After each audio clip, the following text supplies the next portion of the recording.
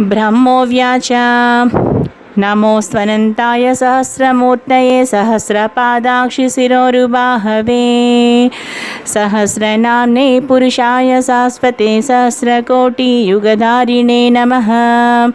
सहस्रकोटियुगधारिणे ॐ नमः इति। संजय उवाच यत्र योगेश्वर कृष्णो यत्र पार्थो धनुर्धरः तत्र श्रीविजयो भूति ध्रुवा नीतिमतिर्ममः। श्रीभगवानुवाच अनन्या चिन्तयन्तो मां ये जनाः पर्युपासते तेषां नित्याभियुक्तानां योगक्षेमं वहाम्यहं। परित्राणाय साधूनां विनाशाय च दुष्कृतां धर्मसंस्थापनार्थाय सम्भवामि युगे युगे। आर्ता विषण्णा शिथिलाश्च भीता घोरेषु च व्याधिषु वर्तमानः।